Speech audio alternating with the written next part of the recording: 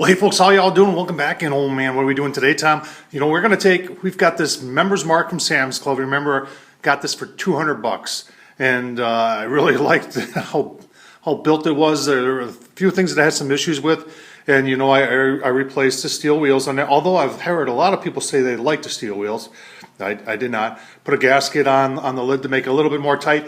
One of the things people talk about a lot of times is the controllers on these things as being pretty inaccurate. And so what we're going to do today, and first of all, you need to go back. A lot of people say that the reason that they're inaccurate is because they produce more heat, more smoke. And well, that's kind of true. It does, because it goes all over the place. So it does produce more smoke. However, those temperature swings sometimes can be, well, let's face it, folks, they can sometimes be as much as 30 degrees either way of set point. So what we're going to do today is we're going to show you how is that we've got a PID controller, and that PID controller is made by a company called Smoke Daddy Inc., and they are a family-owned business out of Waukegan, Illinois. And this is their Pellet Pro. And to be honest with you, folks, I don't even know if this is going to fit this, because on their website they don't say that it would fit the Members Mark. But we're going to take a gamble here today. We're going to show you how we're going to do it. Hopefully it does work, and we'll get a little bit more into this, so stay tuned. All right, folks, the first thing a lot of you may be asking, what does PID stand for? And you see right there, proportional integral derivative controller. What it does is it provides continuous temperature feedback for accurate temperature control. So right now, you do have a digital temperature gauge, and on this, your temperature probe goes into the grill right there. All that does is tell that little digital display what the temp is. It doesn't tell the controller to do anything. That controller is timed. It doesn't know the temperature outside, so that's why you can have some pretty up and down temperature differences. With this type of controller from Smoke Daddy Inc. is that it takes feedback from your temperature probe, it sends it back to here, and it controls the auger. So it doesn't speed it up or slow it down, but it controls the timing so that when you open up your lid, and all of a sudden it cools down inside, it senses that and starts feeding more pellets to help recover quicker. And it also will produce smoke too. There's actually smoke setting on it. And another nice thing about it that we don't have on this pellet grill is it does come with a probe, a meat probe. So what you're seeing here is what you get. You get the PID, you get a new temp probe, and you get a meat probe, and it comes in a box with directions. And okay, let's get into it.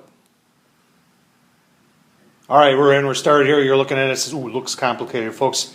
2 screws to get the controller out. There's 4 screws to get the bottom of the open up the bottom of the pellet grill. Obviously, you don't do this with it plugged in, folks. Don't do that.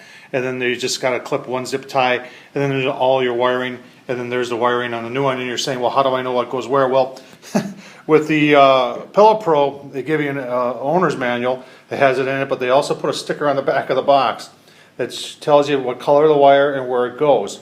And then in the owner's manual and the Members Mark, they got the same thing. It tells you the color of the wires and what it goes to. You can see the red and white is going to the auger motor, the purple and white goes to the hot rod, you've got the white and the orange going to the blower fan, and the black and white is power. So it's relatively simple to do, and then there's just these little clips here. So there's no wire nuts or anything, you're just snapping stuff together. It's like putting Legos together.